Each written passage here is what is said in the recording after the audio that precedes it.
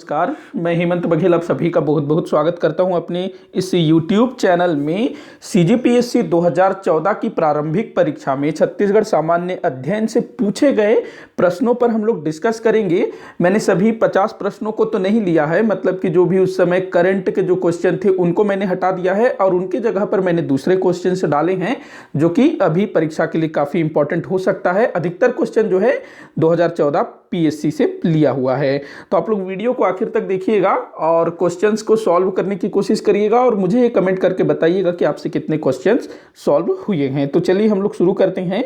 पहला क्वेश्चन यहाँ पर मैंने लिया है जो कि CGPSC 2014 प्रीलिम्स का है कि किस वर्ष छत्तीसगढ़ को मध्य प्रांत का प्रशासकीय संभाग बनाया गया।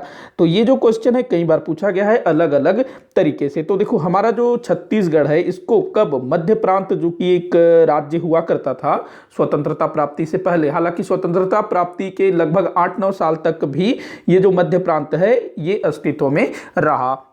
तो हमारा छत्तीसगढ़ मध्य प्रांत का अंग हुआ करता था। अगर कभी आपसे ये पूछे कि मध्य प्रदेश से पहले हमारा छत्तीसगढ़ किस राज्य का अंग हुआ करता था, तो मध्य प्रांत और बरार के अंतर्गत आता था, क्योंकि जो मध्य प्रदेश है ना उसका जो गठन हुआ है 1 नवंबर सन 1956 में, उससे पहले हमारा छत्तीसगढ़ इस मध्य प्रांत का अंग हुआ करता था। तो मध्य प्रांत के अंतर्गत छत्तीसगढ़ को प्रशासकीय संभाग कब बनाया गया ये आप लोगों को बताना है।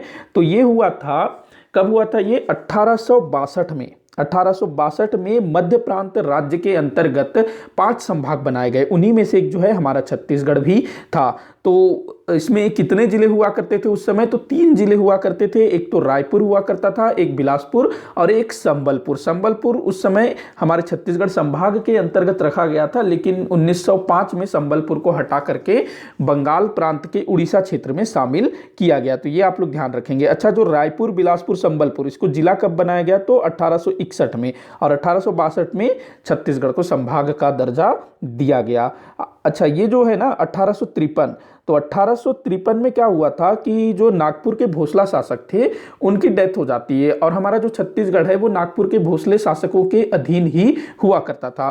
तो 1853 में भोसला शासक की डेथ हो जाती है, और 1854 में तत्कालीन भारत के गवर्नर जनरल डलहौजी के हड़प नीति के तहत हमारे छत्तीसगढ़ सहित पूरे नागपुर को ब्रिटिश साम्राज्य में मिला लिया जाता है। तो कभी ये पूछा जाए कि हमारा छत्तीसगढ़ ब्रिटिश साम्राज्य का हिस्सा कब बना, तो 1854 में। गवर्नर जनरल कौन था, लॉर्ड डलहौजी। और किस नीति के तहत ब्रिटिश साम्राज्य में विलय हुआ था, तो हड़प नीति के तहत इसका विलय हुआ था। तो ये सारी चीजें याद रखिएगा।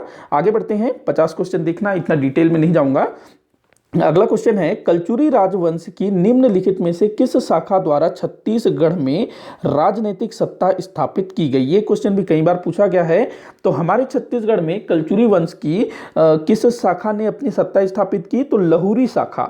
हमारे जो कलचुरी है ना उनको लहुरी भी बोला जाता है ना, तो लहुरी शाखा थे जिन्होंने यहाँ पर आए, और जो तुमाड़ है, कोरबा में है तुमाड़, तो वहाँ पर उन्होंने अपनी पहली राजधानी बनाई थी। तो ये तुमाड़ यहाँ दिया हुआ है, तो यहाँ उन्होंने अपनी पहली राजधानी बनाई। तो ये भी पूछा जाता है। और जो बाण वंश के शासक थे ना विक्रमादित्य, तो उनको परास्त करके इन्होंने अपनी सत्ता स्थापित की थी। अगला क्वेश्चन है, सुमेलित कीजिए। तो आपको सुमेलित करना है, कर लेते हैं सुमेलित। इस टाइप के क्वेश्चन बहुत पूछा जाता है। तो एक तरफ जो है राजवंश दिया हुआ है और दूसरे तरफ शासकों के नाम दिए हुए हैं, तो देख लेते हैं। तो देखो, नल वंश के शासक हैं स्कंद वर्मा, तो इसका हो जाएगा आपका ए, मतलब कि पहला का जो है ए हो जाएगा, 3 हो जाएगा, ए का जो है 3 हो जाएगा। उसके बाद सरभपुरी वंश, सुखदेव राज था कि सुदेव राज था, मेरे ख्याल सुदेव राज होना है ना, शायद मैंने कुछ मिस्टेक किया है, तो ये होगा बी।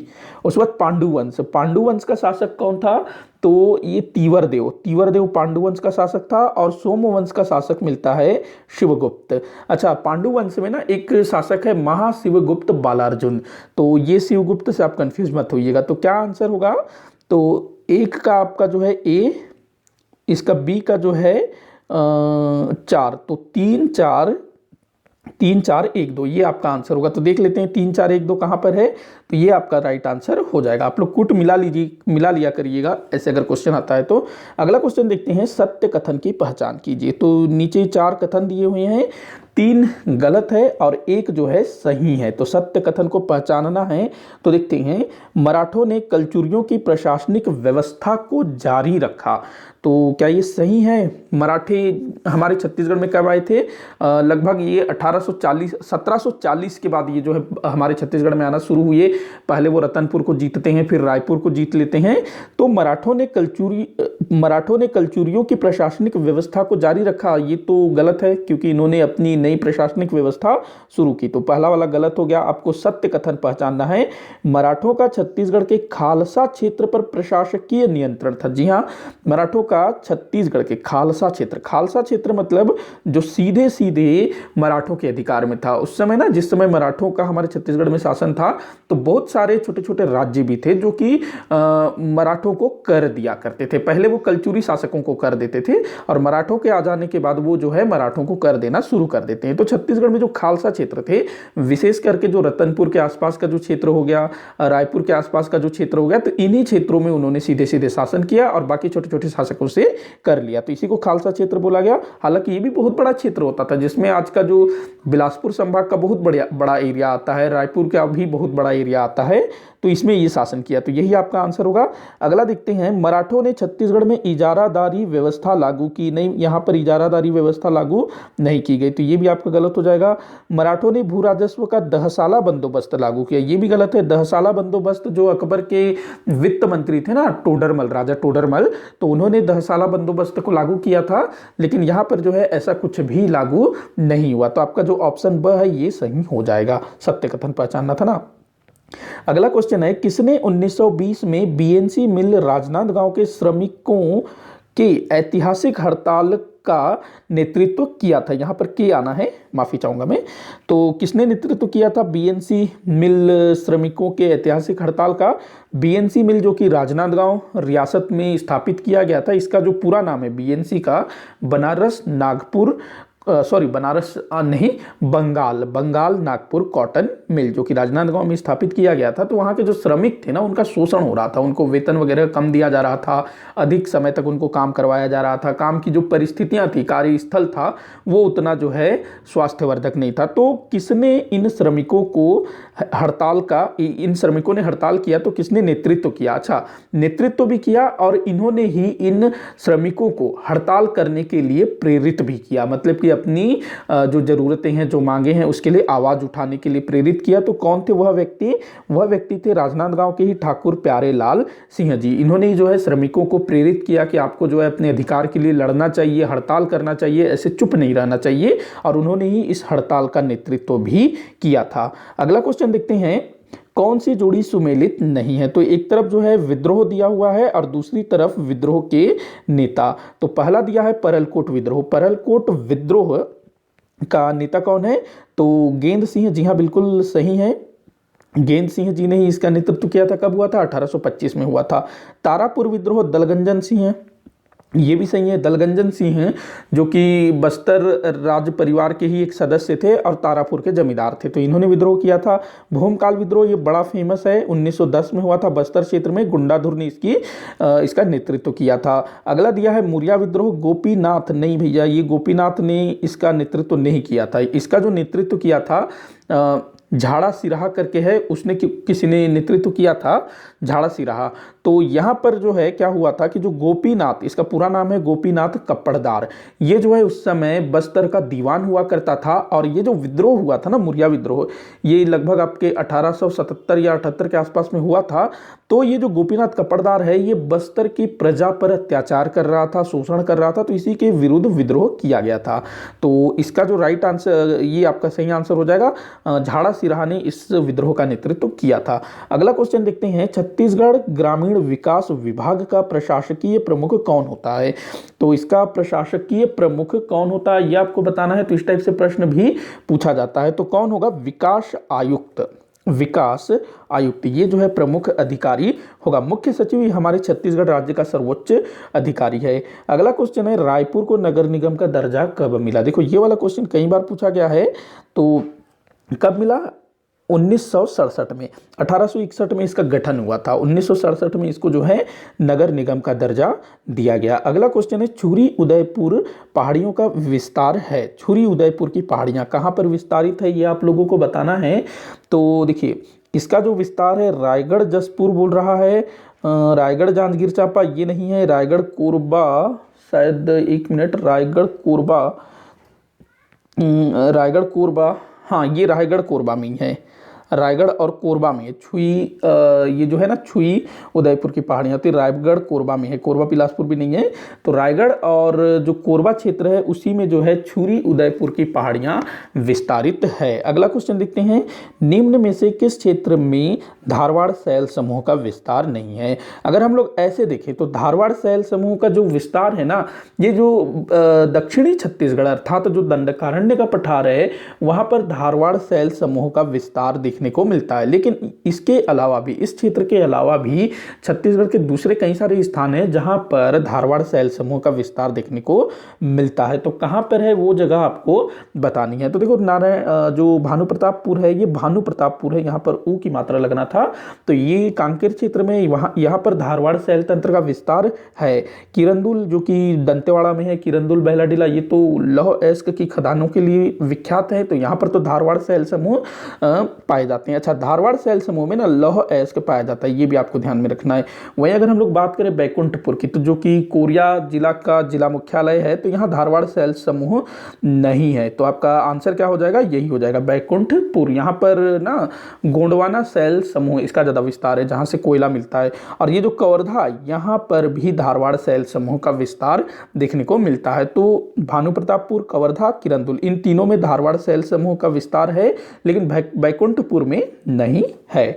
अगला क्वेश्चन देखते हैं, शिवनाथ नदी की सहायक नदी है। शिवनाथ नदी जो कि हमारे छत्तीसगढ़ के जो महानदी, जो कि सबसे बड़ी नदी है, उसकी सहायक नदी है। अच्छा, एक मैंने पिछले किसी वीडियो में क्वेश्चन किया था कि हमारे छत्तीसगढ़ की सबसे बड़ी नदी कौन सी है। तो बड़ी नदी पूछा जाए तो वहाँ आपको शिवनाथ महानदी लगाना है, बड़ी नदी में महानदी लगाना है। वहीं अगर लंबी नदी पूछा जाए तब आपको शिवनाथ नदी लगाना है, क्योंकि जो महानदी है उसका जो अपवाह क्षेत्र है बहुत बड़ा है। वहीं शिवनाथ जो है लंबाई में तो महानदी से लंबी है, लेकिन इसका जो अपवाह क्षेत्र है वो महानदी से उतना बड़ा नहीं है। हालांकि जो महानदी है वो तो लगभग 850 किलोमीटर लंबी है, लेकिन हमारे छत्तीसगढ़ में प्रवाह की दृष्टि से शिवनाथ सबसे लंबी नदी है। और बड़ी नदी कौन सी है, तो महानदी। तो इस चीज को आप लोग समझिएगा।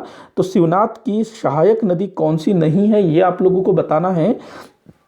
अच्छा, कौन सी नदी सहायक है ये आपको बताना है, कौन सी नदी सहायक है। शिवनाथ नदी की सहायक नदी है। तो देखो, यहाँ से जो जमुनिया है ना, ये शिवनाथ नदी की सहायक नदी है। जो बोरई है, केलो है, ये दोनों जो हैं महानदी की सहायक नदियां हैं। और ये जो कोलाब है ना, ये दक्षिण छत्तीसगढ़ अर्थात बस्तर क्षेत्र में प्रवाहित होती है। और इंद्रावती नदी की सहायक नदी, इंद्रावती नहीं, माफी चाहूंगा, गोदावरी नदी की सहायक नदी है। तो हमारे जो छत्तीसगढ़ का जो दक्षिणी भाग है ना, जहाँ इंद्रावती सबरी नदियां प्रवाहित होती है, ये दोनों गोदावरी अपवाह तंत्र का हिस्सा है। अगला क्वेश्चन देखते हैं, कौन एक जिला मुख्यालय नहीं है। तो नीचे कुछ ऑप्शन दिया हुआ है, जैसे कि जगदलपुर, कोरिया, अंबिकापुर, गौरेला। तो इनमें से कौन सा स्थान है जो कि जिला मुख्यालय नहीं है। तो जगदलपुर बस्तर जिले का जिला मुख्यालय है, अंबिकापुर सरगुजा जिला का जिला मुख्यालय है, और जो गौरेला है नवगठित जिला गौरेला पेंड्रा मरवाही का जिला मुख्यालय बनाया गया। वहीं जो कोरिया है, कोरिया जिला मुख्यालय नहीं है। कोरिया जिले का जो जिला मुख्यालय है बैकुंठपुर है, ध्यान रखेंगे। तो कोरिया जिला मुख्यालय नहीं है, इसका जिला मुख्यालय कौन है, बैकुंठपुर।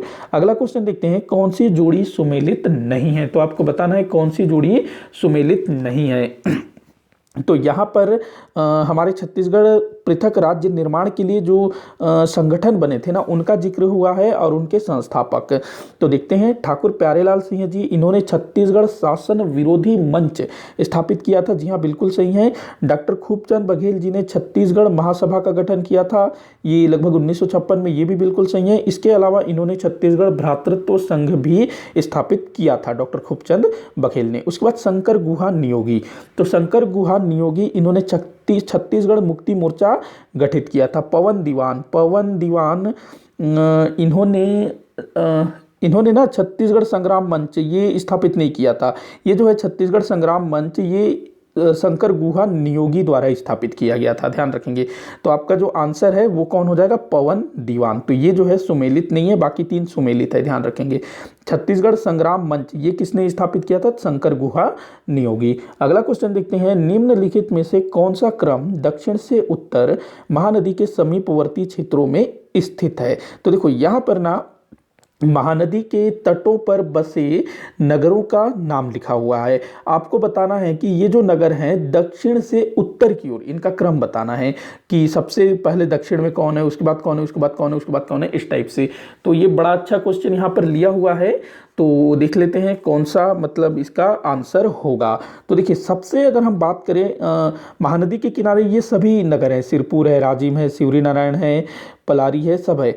तो कैसे है मतलब कि सबसे दक्षिण में कौन है, तो सबसे दक्षिण में है आपका राजिम है। तो ये वाला तो आपका गलत हो जाएगा, सबसे दक्षिण में राजिम है, ये सही हो सकता है, ये भी गलत है, नहीं ये भी सही हो सकता है ना। तो सबसे दक्षिण में राजिम है, तो इन तीनों में राजिम राजिम दिया हुआ है, देख लेते हैं।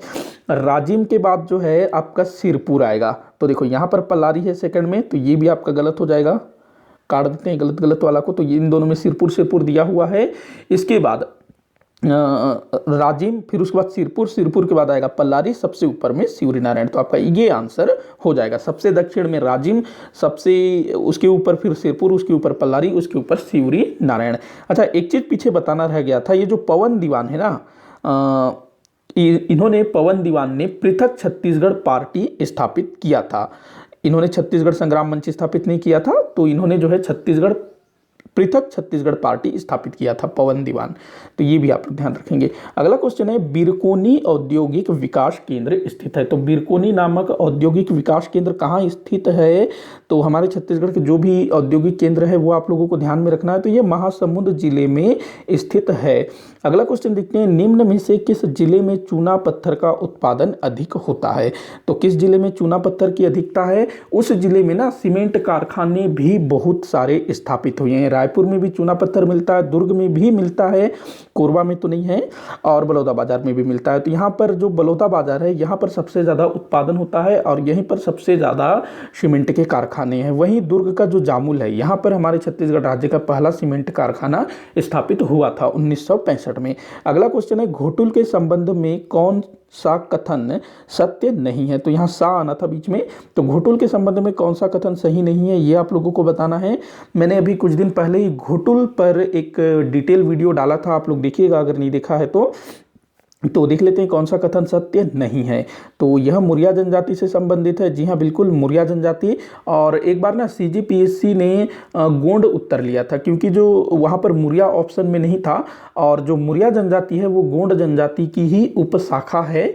तो गोंड अगर होता है तो आप लोग गोंड लगा सकते हो, लेकिन अगर गोंड और मुरिया दोनों दिया है तो वहाँ आपको मुरिया ही लगाना होगा। अगला पॉइंट है, प्रत्येक सदस्य का अलग से नाम रखा जाता है। जी हाँ बिल्कुल, घोटुल में ना जितने भी सदस्य होते हैं उनका अलग से नाम रखा जाता है, जो कि घोटुल तक ही सीमित होता है। बाहर उनके माता पिता द्वारा जो भी नाम रखा गया है वो बाहर चलता है, लेकिन घोटुल में आएंगे एक प्रकार से घोटुल में प्रवेश मुरिया आदिवासी युवक युवतियों का एक नया जन्म हम कर सकते हैं घोटुल के लिए, और वहाँ उनका नाम रखा जाता है जो कि घोटुल तक ही सीमित होता है। तीसरा है, प्रमुख देवता लिंगोपेन है। जी हाँ, यहाँ का जो प्रमुख देवता लिंगोपेन होता है, मतलब चौथा वाला गलत होना है। देख लेते हैं, लिंगोपेन को प्रसन्न करने के लिए गौर नृत्य किया जाता है। नहीं, ये जो गौर नृत्य है ना मुरिया जनजाति द्वारा ही नहीं किया जाता है। ये जो है इसको मुरिया जनजाति के लोग नहीं करते हैं, इसको कौन करता है, दंडामी माड़िया के लोग करते हैं गौर नृत्य, जिसमें गौर एक पशु है तो उसके सींग का मुकुट बना करके उसको पहनते हैं। तो लिंगोपेन को प्रसन्न करने के लिए गौर नृत्य नहीं किया जाता है। कौन सा नृत्य करते हैं, ककसार। मैंने बताया था ककसार नृत्य जो कि लिंगोपेन को प्रसन्न करने के लिए किया जाता है। बाकी गौर नृत्य भी आप लोगों को ध्यान रखना है, जिसको दंडामी माड़िया द्वारा किया जाता है। अगला क्वेश्चन देखते हैं, शहीद वीर नारायण सिंह जी के विषय में क्या सही नहीं है। माफ़ी चाहूँगा, यहाँ पर मैंने शहीद गलत लिखा है, मात्रा जो है बड़ी की मात्रा लगना था। तो शहीद वीर नारायण सिंह जी के विषय में क्या सही नहीं है, बिंझवार जनजाति से संबंधित थे। जी हाँ बिल्कुल सही है। खरौद के माखन बनिया का गोदाम लूटा था इन्होंने। जी हाँ, जब 1856 में जब अकाल पड़ गया तो इन्होंने प्रजा को अनाज उपलब्ध कराने के उद्देश्य से माखन बनिया से पहले तो हेल्प मांगी, लेकिन माखन बनिया जो है मदद करने को तैयार नहीं था, तो उन्होंने माखन बनिया के गोदाम से अनाज निकलवा करके ग्रामीणों में बांट दिया। अभी कुछ दिन पहले ही मैंने शहीद वीर नारायण सिंह जी के ऊपर एक डिटेल वीडियो बनाया है, आप उसको देखिएगा, सारा जानकारी मैंने उसमें दिया हुआ है, तो ये भी सही है। उसके बाद है सिडवेल नामक अंग्रेज अधिकारी की हत्या की थी। ना ना ना, ये गलत है। जो वीर नारायण सिंह जी थे ना, इन्होंने किसी अंग्रेज अधिकारी की हत्या नहीं की थी। ये जो सिडवेल है ना, सार्जेंट मेजर सिडवेल, इसकी हत्या की थी एक ब्रिटिश सैनिक जिनका नाम था हनुमान सिंह। उन्होंने जो है सिडवेल की हत्या कर दी थी और छत्तीसगढ़ में क्रांति की थी। उसके बाद है इनके विरुद्ध स्मिथ को लगाया गया था, मतलब वीर नारायण सिंह जी के विरुद्ध स्मिथ को लगाया गया था, तो ये बिल्कुल सही है, स्मिथ को ही भेजा गया था। तो आपका जो स है गलत हो जाएगा। सिडवेल की हत्या हनुमान सिंह जी ने की थी। अगला क्वेश्चन है बिलासपुर जिले में निम्न औद्योगिक क्षेत्र स्थापित किए गए हैं। तो बिलासपुर जिले में कौन कौन से औद्योगिक क्षेत्र स्थापित है, ये आप लोगों को बताना है। तो देखते हैं यहाँ से ना, जो ये जो है सिरक गिट्टी, ये सिर गिट्टी होना था, यहाँ ना ई की मात्रा होना था, ऐसे सिरगिट्टी। माफ़ी चाहूँगा, थोड़ा सा टाइपिंग मिस्टेक कर देता हूँ मैं। तो सिरगिट्टी ये है औद्योगिक क्षेत्र, तिफरा भी है, ये दोनों हैं। बाकी बोदरी जो है ना, यहाँ पर छत्तीसगढ़ राज्य का उच्च न्यायालय है, और कोनी यहाँ पर औद्योगिक केंद्र नहीं है। तो सिरगिट्टी और तिफरा ये आपका राइट आंसर हो जाएगा, मतलब कि ब आपका आंसर होगा। अगला क्वेश्चन देखते हैं, बस्तर भूषण किसकी रचना है। तो ये जो है ना बस्तर भूषण, ये केदारनाथ ठाकुर जी की रचना है, ये ध्यान रखेंगे, जिन्होंने 1908 में ये पुस्तक लिखी थी बस्तर क्षेत्र के विषय में। बाकी जो लाला जगदलपुरी और हरिहर वैष्णव, ये दोनों जो हैं बस्तर क्षेत्र के साहित्यकार हैं। लाला जगदलपुरी जी की डेथ हो गई है। बाकी जो केदारनाथ कश्यप है ना, ये बस्तर क्षेत्र के एक विधायक थे, जो कि शिक्षा मंत्री भी हुआ करते थे। अगला क्वेश्चन है, निम्नलिखित कथनों पर विचार कीजिए। तो निम्नलिखित कथनों पर विचार कर लेते हैं, और क्या बताना क्या था, खाली विचार कीजिए, चलो पढ़ लेते हैं, फिर देखते हैं, शायद मैंने कुछ लिखने में गड़बड़ किया। राज्य में पहला सीमेंट संयंत्र की स्थापना 1965 में हुई। जी हाँ, 1965 में हुआ था। कहाँ हुआ था? दुर्ग के जामुल में। उसके बाद दूसरा है वैगन रिपेयर शॉप का निर्माण 1966 में हुआ था। हाँ, ये 1966 में ही हुआ था, रायपुर में। उसके बाद है एनटीपीसी के विद्युत संयंत्र कोरबा व बिलासपुर जिले में स्थापित हैं। एनटीपीसी का जो विद्युत संयंत्र है कोरबा और बिलासपुर में है। जी हाँ, बिल्कुल है। उसके बाद है बाल्को का मुख्यालय बिलासपुर में है। बाल्को का मुख्यालय बिलासपुर में है क्या? बाल्को जो कि कोरबा में है, इसका मुख्यालय बिलासपुर में बोल रहा है, नहीं, उसका मुख्यालय तो कोरबा में ही है। अच्छा, इसमें ना ये होना था कि कौन सा कथन गलत है, ये आपको बताना था शायद, तो मैंने थोड़ा सा क्वेश्चन लिखने में गड़बड़ किया, तो ये गलत है, बाकी सब सही है। अगला क्वेश्चन देखते हैं, किसका पंडवानी से संबंध नहीं है। तो इनमें से कौन पंडवानी से संबंधित नहीं है, तो देख लेते हैं। पुन्नाराम निषाद जी, ये तो हैं भाई पंडवानी से संबंधित। झाड़ूराम देवांगन भी हैं। रेवाराम साहू जी भी पंडवानी से संबंधित हैं। लेकिन जो देवराज बंजारे हैं ना, इनका संबंध पंडवानी से नहीं था। ये पंथी नृत्य के लिए काफी विख्यात थे, ध्यान रखेंगे, पंथी नृत्य, जो कि सतनामी भाइयों द्वारा किया जाता है। अगला क्वेश्चन है, तुरतुरिया किस ऋषि से संबंधित है। तुरतुरिया का संबंध किन ऋषि से है? तो जो श्रृंगी ऋषि है, इनका संबंध तो सिहावा पर्वत से है, जहां से महानदी का उद्गम हुआ है। वाल्मीकि, इनका संबंध है तुरतुरिया से। तुरतुरिया जो कि बलौदा बाजार में है। बाकी अगस्त्य ऋषि, वशिष्ठ, अच्छा, अगस्त्य ऋषि के संबंध में कहा जाता है कि इनका भी जो है शायद यहाँ आगमन हुआ था, शायद देखना पड़ेगा, बाकी ये नाम याद रखेंगे। बाकी वाल्मीकि ये आपके जो है तुरतुरिया आश्रम से संबंधित है, श्रृंगी ऋषि सिहावा पर्वत से। अगला क्वेश्चन है, श्याम स्वप्न के रचयिता हैं। श्याम स्वप्न के रचयिता आपको बताना है। तो श्याम स्वप्न नामक ग्रंथ की रचना किसने की थी? तो ये ठाकुर जगमोहन सिंह जी द्वारा किया गया था। और ये जो जगन्नाथ प्रसाद भानु है, इनको छंद शास्त्री बोला जाता है, छत्तीसगढ़ के छंद शास्त्री। माधवराव सप्रे जी, इन्होंने छत्तीसगढ़ का प्रथम समाचार पत्र छत्तीसगढ़ मित्र का प्रकाशन किया था। श्रीकांत वर्मा, ये भी एक साहित्यकार हैं, कवि हैं, ध्यान रखेंगे। तो इसका आंसर क्या हो जाएगा? ठाकुर जगमोहन सिंह। अगला क्वेश्चन देखते हैं, छत्तीसगढ़ के पारंपरिक खेलों में कौन सा खेल नारी खेल श्रृंखला में शीर्षस्थ पर है? मतलब हमारे छत्तीसगढ़ के जो लोकल खेल है ना, जो गांव देहातों में खेला जाता है, जो पारंपरिक खेल हैं, तो उनमें से कौन सा खेल नारी अर्थात लड़कियों द्वारा खेले जाने वाले खेलों में सबसे शीर्ष पर है, मतलब सर्वाधिक लोकप्रिय है? तो बिल्लस लड़कियां खेलती हैं ना, वो जो पत्थर का बिल्ला बनाती हैं और जमीन में फिर वो कुछ डब्बा डब्बा बनाती हैं, फिर उसमें बिल्ला को फेंकती है, पत्थर के बिल्ला को, और वो फिर पैर से मार मार के उसको खेलती है। तो ये बिल्लस लड़कियों का काफ़ी लोकप्रिय खेल है। सगा पहुना, सगा पहुना इसका देखो, सगा का मतलब होता है, सगा पहुना का मतलब होता है मेहमान, मेहमान। और ये पहुना मेरे ख्याल से, हाँ ये मेहमान इसका मतलब होता है। तो जो हम लोग भी खेलते हैं ना मेहमान मेहमान करके, बचपन में आप लोगों ने भी खेला होगा गेस्ट गेस्ट वाला जो गेम, तो ये कुछ उसी टाइप का खेल है। उसके बाद चूड़ी बिनौल, तो ये लड़कियां खेलती है चूड़ी बिनौल, क्योंकि चूड़ी लड़कियां ही पहनती हैं। बिनौल का मतलब होता है बीनना, तो ये वाला खेल भी लड़कियों द्वारा खेला जाता है। फुगड़ी, ये भी लड़कियों का खेल है और इसका आंसर फुगड़ी ही है। फुगड़ी जो है काफ़ी लोकप्रिय खेल है, लड़कियों का सबसे पसंदीदा खेल इसको माना जाता है, तो ध्यान रखेंगे। अगला क्वेश्चन है, छत्तीसगढ़ की कौन सी बोली द्रविड़ भाषा परिवार का हिस्सा नहीं है? तो हमारे छत्तीसगढ़ में जो प्रमुख रूप से हिंदी भाषा बोला जाता है, उसके बाद छत्तीसगढ़ी बोली जाती है, लेकिन इन सब के अलावा भी जो हमारे यहाँ जनजातीय लोग हैं उनकी अपनी अलग अलग बोलियां हैं। तो कौन सी बोली है जो द्रविड़ भाषा परिवार का हिस्सा नहीं है? द्रविड़ भाषा परिवार मतलब जो दक्षिण भारत की जो बोली भाषा है ना, जैसे तमिल हो गया, आपका तेलुगु हो गया, मलयालम हो गया, कन्नड़ हो गया, ये सब जो है द्रविड़ भाषा परिवार के अंतर्गत आता है। एक मुंडा भी इसी भाषा परिवार में आता है। तो हमारे छत्तीसगढ़ की भी कुछ बोलियां हैं जो द्रविड़ भाषा परिवार का हिस्सा है।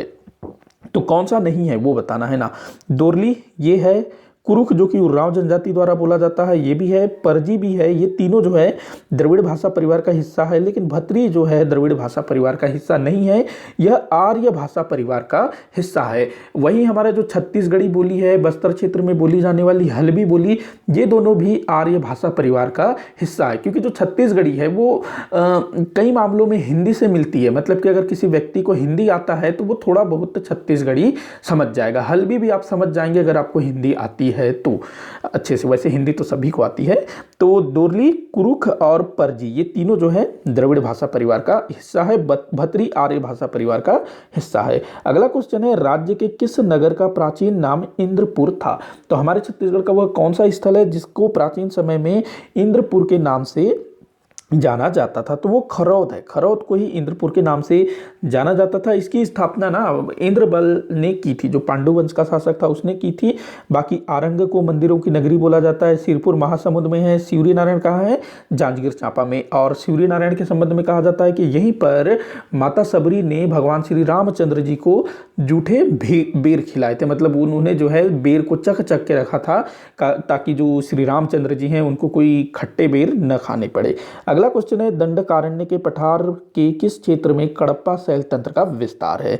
तो हमारे छत्तीसगढ़ में जो दंडकारण्य है तो वहाँ पर मतलब दंडकारण्य जहाँ पर धारवाड़ शैल समूह का सर्वाधिक विस्तार है, लेकिन वहाँ ना कुछ क्षेत्र में कडप्पा शैल तंत्र का भी विस्तार है। देखो जो दंडकारण्य मतलब बस्तर क्षेत्र का जो जगदलपुर है ना, बस्तर का जिला मुख्यालय, तो वहाँ पर एक सीमेंट कारखाना भी हुआ करता था जो वर्तमान समय में बंद हो गया है, क्योंकि वहाँ पर आसपास में चूना पत्थर मिलता था, इसी कारण वहाँ स्थापित किया गया था। तो आपको बताना है कि ये जो कडप्पा शैल समूह है जो चूना पत्थर के लिए विख्यात होता है, ये दंडकारण्य में कहां कहां मिलता है? तो जगदलपुर और भोपालपट्टनम में मिलता है। तो सेकंड वाला ऑप्शन आपका सही हो जाएगा। जगदलपुर और भोपालपट्टनम तहसील में कडप्पा शैल तंत्र का विस्तार है। इसी कारण से ना जगदलपुर में सीमेंट फैक्ट्री स्थापित किया गया था। देख लेते हैं अगला क्वेश्चन। अगला क्वेश्चन है, अमेरिकापा ताला किन नदियों के संगम पर है? तो अमेरिकापा ताला तो ये किन नदियों के संगम पर है? शिवनाथ और मनियारी नदी के संगम पर स्थित है अमेरिकापा ताला गांव, जो कि एक ऐतिहासिक स्थल है। अगला क्वेश्चन है, दामाखेड़ा निम्न में से किससे संबंधित है? दामाखेड़ा, तो देखो जो दामाखेड़ा है ये किससे संबंधित है? कबीर पंथियों से संबंधित है। एक मिनट, दामाखेड़ा, हाँ दामाखेड़ा ना कबीर पंथियों से संबंधित है। अरे यार मैं क्या कंफ्यूज हो रहा हूँ क्या, क्योंकि ध्यान से थोड़ा सा उतर जा रहा है, इसी ना कभी कभी छोटी छोटी चीज़ें भूल जाने होती है। हाँ कबीर पंथियों से संबंधित है। आप लोग एक बार मुझे बताइएगा, क्योंकि थोड़ा सा मेरे दिमाग में सतनाम भी चल रहा है, लेकिन दामाखेड़ा जो है कबीर पंथियों से संबंधित है। कई बार हो जाता है ऐसा, और आप लोगों के साथ ना हो तो ऐसा कोई कन्फ्यूज़न आप मत रखिएगा। एक मिनट, हाँ चलो ठीक है आगे बढ़िएगा, आगे बढ़ते हैं, आप लोग कमेंट करिएगा इसके बारे में। अगला क्वेश्चन है, भड़ैनी गीत किस अवसर पर गाया जाता है? तो भड़ैनी गीत कब गाया जाता है? बच्चे के जन्म के अवसर पर नहीं, बच्चे के जन्म के अवसर पर सोहर गीत गाया जाता है, सोहर। उसके बाद विवाह पर, जी हाँ भड़ैनी गीत जो है ना विवाह से संबंधित गीत है, तो आपका आंसर यही हो जाएगा। विवाह के टाइम पर ना जब बारातियों को खाना खिलाया जा रहा होता है तो उसी टाइम पर ये गीत गाया जाता है। ये हास परिहास से संबंधित गीत है, मतलब कि जो बाराती हैं वो खाना खाने बैठे हुए हैं, तो जो लड़की तरफ के जो लोग होते हैं, स्पेशली जो लड़की होती हैं, वही लोग जो है हंसी मजाक के साथ भड़ाइनी गीत गाते हैं। तो देख लेते हैं अगला क्वेश्चन। चुटकी नामक आभूषण शरीर के किस अंग पर पहना जाता है? तो चुटकी शरीर के किस अंग पर पहना जाता है? तो ये पैर की उंगलियों में पहना जाने वाला एक आभूषण है। अगला क्वेश्चन है क्या है? अच्छा, यहाँ ना न होना था, माफी चाहूंगा। ये जो ल हो गया है ना, यहाँ पर ये जो कलिहा हो गया है, ये कनिहा होना था, कनिहा। माफी चाहूंगा, थोड़ा सा मुझसे मिस्टेक हो गया, कनिहा, क्योंकि जो न और ल एक ही आसपास में है। तो कनिहा ढील होना मुहावरे का क्या अर्थ है? तो कनिहा ढील होना मुहावरे का अर्थ होता है कमर में दर्द होना। नहीं, ये नहीं होता है, कमजोर होना इसका दर्द होता अर्थ होता है, कमजोर होना, कमजोर होना इसका राइट आंसर है। कनिहा का मतलब होता है कमर, तो आप लोग कमर दर्द मत लगा देना, कमजोर होना इसका राइट आंसर होगा। अगला क्वेश्चन है किस पारंपरिक छत्तीसगढ़ी लोकगीत में गंगा का नाम बार बार आता है? तो ये वाला क्वेश्चन कई बार पूछा जा चुका है। तो सुआ नृत्य जो कि हमारे छत्तीसगढ़ में बालिकाओं द्वारा किया जाता है, इसमें तो गंगा का नाम नहीं आता है, जवारा में भी नहीं आता है। सोहर गीत जो कि बच्चे के जन्म के अवसर पर गाया जाता है, इसमें भी गंगा का नाम नहीं आता है। भोजली में गंगा का नाम आता है। आप लोग मुझे कमेंट करके बताइएगा कि ये जो भोजली त्योहार है ये कब मनाया जाता है। मैंने छत्तीसगढ़ के जो पारंपरिक पर्व हैं उन पर अलग से डिटेल में वीडियो बनाया हुआ है, अगर आपने नहीं देखा है तो उसको देखिएगा और इसका आंसर दीजिएगा कि भोजली पर्व छत्तीसगढ़ में कब मनाया जाता है। भोजली जिसमें गंगा का नाम बार बार आता है, ये पर्व गीत है, मतलब कि त्योहार भी है, और भोजली गीत भी गाया जाता है जिसमें बार बार गंगा का नाम आता है। अहो देवी गंगा लहर तुरंगा, इस टाइप से। अगला क्वेश्चन है युवा गृह घोटुल के युवती सदस्यों की मुखिया होती है। तो जो घोटुल है उसके मुखिया, लड़कियों के मुखिया, सदस्यों की मुखिया को क्या कहा जाता है? युवती सदस्यों की मुखिया को, तो देखो युवती जो सदस्य होते हैं उनको तो मोटियारिन बोला जाता है, और जो सदस्य होंगे उनको मोटियारिन। और ये जो धांगरिन है ना, ये उर्रांव जनजाति में पाए जाने वाले युवा गृह जिसको धुमकुरिया बोला जाता है, तो वहाँ पर युवती सदस्यों को धांगरिन बोला जाता है। और घोटुल के युवती सदस्यों की मुखिया को बोला जाएगा बेलोसा, तो ये आपका राइट आंसर हो जाएगा बेलोसा। वहीं जो बारकिन धांगरिन है ना, ये उर्रांव जनजाति के युवा गृह धुमकुरिया में युवती सदस्यों की मुखिया को बोला जाता है बारकिन धांगरिन। तो ये चीज़ें भी आप लोग देखिएगा, मैंने इस पर डिटेल में वीडियो बनाया हुआ है, जरूर देखिएगा, मिस मत करिएगा। आप लोग देखेंगे ना तो घोटुल, धुमकुरिया और दूसरे युवा गृहों से आपका कोई भी क्वेश्चन नहीं छूटेगा, एक बार उसको जरूर देखिएगा। अगला क्वेश्चन है घेंटी पोनी प्रथा किससे संबंधित है? तो घेंटी पोनी प्रथा, ये प्रथा ना हमारे छत्तीसगढ़ के बस्तर रियासत से संबंधित है। तो इसमें क्या होता था कि जो विधवा स्त्रियां होती थी ना, उनको बेच दिया जाता था और सरकार उससे पैसा, मतलब आय प्राप्त करती थी। तो कितना, मतलब एक तरह से घटिया टाइप का रिवाज था, और इसको ना शासन द्वारा, जो राजा थे उसके द्वारा चलाया जाता था। उस राजा का नाम भी पूछा जाता है, तो रुद्र प्रताप देव, जो प्रफुल्ल कुमारी देवी के पिता थे। प्रफुल्ल कुमारी देवी हमारे छत्तीसगढ़ राज्य की पहली महिला शासिका थी, तो उसके पिता थे रुद्र प्रताप देव। तो उसी ने ना ये घेंटी पोनी प्रथा शुरू किया था, जिसमें विधवा स्त्रियों को बेच दिया जाता था। अगला क्वेश्चन है शहीद वीर नारायण सिंह जी के विषय में कौन सा कथन सत्य, अच्छा माफ़ी चाहूँगा, नारायण नहीं, हनुमान सिंह। तो शहीद वीर हनुमान सिंह जी के विषय में कौन सा कथन सत्य नहीं है? फिर से मैंने यहाँ पर शहीद में जो है ना मात्रा मिस्टेक किया है, माफ़ी चाहूँगा। तो वीर हनुमान सिंह जी के विषय में कौन सा कथन सत्य नहीं है, ये आपको बताना है। ये मैगजीन लश्कर के पद पर थे, जी हाँ बिल्कुल सही है। बैसवाड़ा के निवासी थे, हाँ ये भी सही है। ये कमार जनजाति से संबंधित थे, गलत, कमार जनजाति से संबंधित नहीं थे, ये राजपूत थे, राजपूत थे, ध्यान रखेंगे। उन्हें पकड़ने के लिए 500 रुपये का इनाम रखा गया था, ये भी बिल्कुल सही है। मैंने ना हनुमान सिंह जी के ऊपर एक वीडियो बनाया है, आप लोग देखिएगा, इनके बारे में जितनी भी बातें हैं सब मैंने उसमें शेयर की है। अगला क्वेश्चन है लाखड़ी क्या है? तो लाखड़ी क्या है? तो हमारे छत्तीसगढ़ में ना लाखड़ी एक प्रकार का दाल होता है, लाखड़ी एक प्रकार का दाल होता है। अगला क्वेश्चन है, अच्छा इसको ना लाखड़ी ना दाल को तो बोला ही जाता है, साथ ही साथ में जो चूल्हे में जो लकड़ी जलता है ना और उसका जो राख बचता है उसको भी लाखड़ी बोला जाता है, मतलब वो राखड़ी बोलते हैं, तो राखड़ी से लाखड़ी, इस टाइप से आप लोग ध्यान रखेंगे। जो चूल्हे में जो राख होता है ना तो उसको राखड़ी क्या बोलेंगे, राखड़ी, और ये लाखड़ी, दाल, एक प्रकार का दाल। अगला क्वेश्चन है गोंचा पर्व किस माह में मनाते हैं? तो देखो मैंने पर्वों के ऊपर डिटेल में वीडियो बनाया हुआ है। तो गोंचा पर्व कब मनाते हैं? आषाढ़ मास के शुक्ल पक्ष द्वितीया में गोंचा पर्व का आयोजन किया जाता है। अगला क्वेश्चन है निम्न में से कौन सा आभूषण गले में पहना जाता है? तो गले में पहना जाने वाला आभूषण है सुतिया। सुतिया जो है गले में पहना जाता है।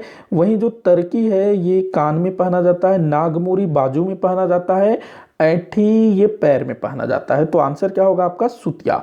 अगला क्वेश्चन देखते हैं रामकृष्ण मिशन विवेकानंद आश्रम नारायणपुर के संस्थापक कौन थे? तो नारायणपुर जिले में ना विवेकानंद आश्रम स्थापित किया गया है, रामकृष्ण मिशन विवेकानंद आश्रम। तो इसके संस्थापक कौन थे ये आप लोगों को बताना है। तो स्वामी आत्मानंद जी इसके संस्थापक थे, इन्होंने यहाँ पर स्थापित करवाया था। अगला क्वेश्चन है जेठाउनी किस माह में मनाते हैं? जेठाउनी, जेठाउनी नामक पर्व कब मनाया जाता है? तो ये कार्तिक मास में मनाया जाने वाला पर्व है जेठाउनी। ये जो है कार्तिक शुक्ल पक्ष एकादशी को मनाया जाता है जेठाउनी, जिसको देवउठनी भी बोला जाता है। अगला क्वेश्चन देखते हैं बहादुर कलारीन की माची निम्न में से क्या है? तो ये एक प्राचीन स्मारक है, ध्यान रखेंगे, बहादुर कलारीन की माची। अगला क्वेश्चन है गेहूं के आटे से बने मीठे पकवान को छत्तीसगढ़ी में कहते हैं?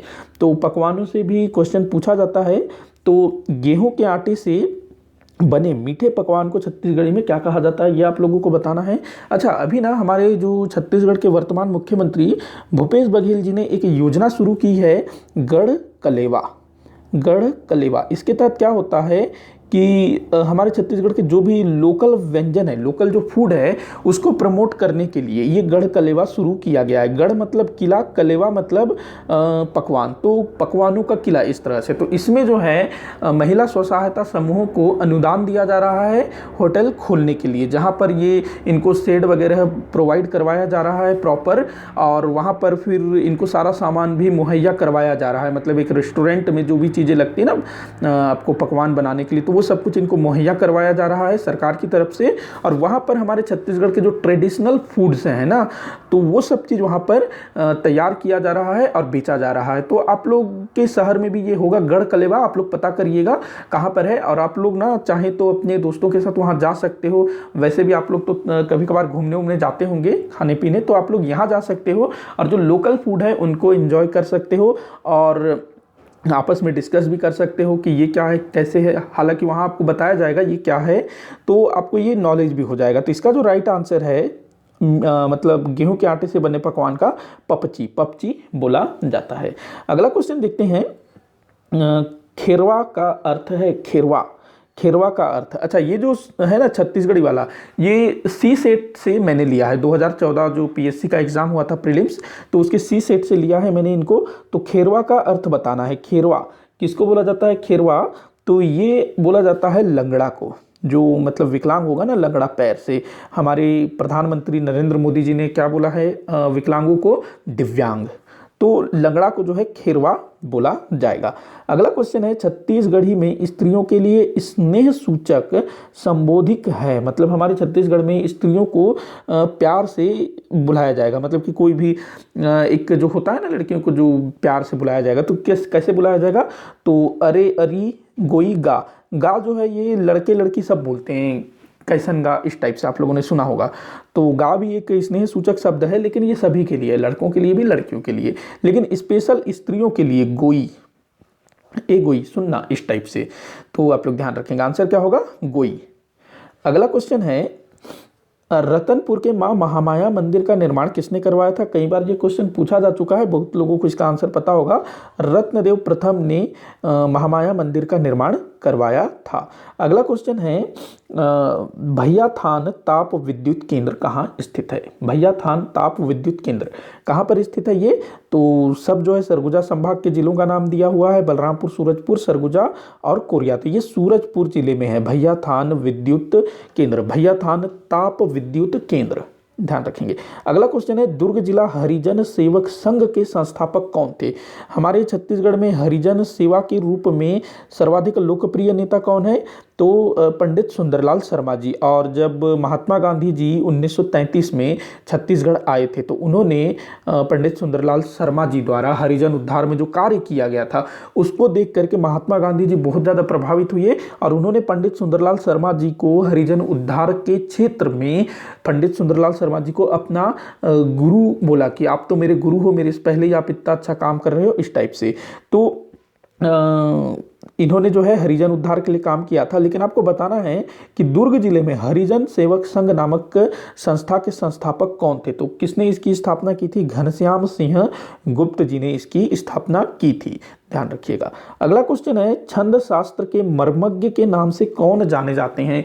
पीछे मैंने किसी क्वेश्चन में जिक्र भी किया था कि जगन्नाथ प्रसाद भानु को छंद शास्त्री कहा जाता है। तो छंद शास्त्र के मर्मज्ञ जगन्नाथ प्रसाद भानु जी को कहा जाता है। तो इसी के साथ हमारा आज की इस वीडियो के 50 क्वेश्चंस यहाँ पर समाप्त होते हैं।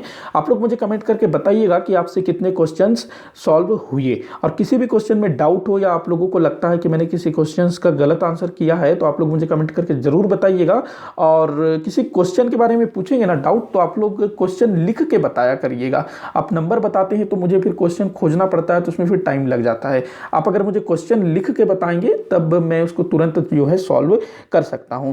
तो फिलहाल वीडियो यहीं समाप्त होता है। आप लोग वीडियो को ज़्यादा से ज़्यादा शेयर करिएगा, लाइक करिएगा, चैनल को सब्सक्राइब करिएगा। वीडियो को आखिर तक देखने के लिए बहुत बहुत धन्यवाद।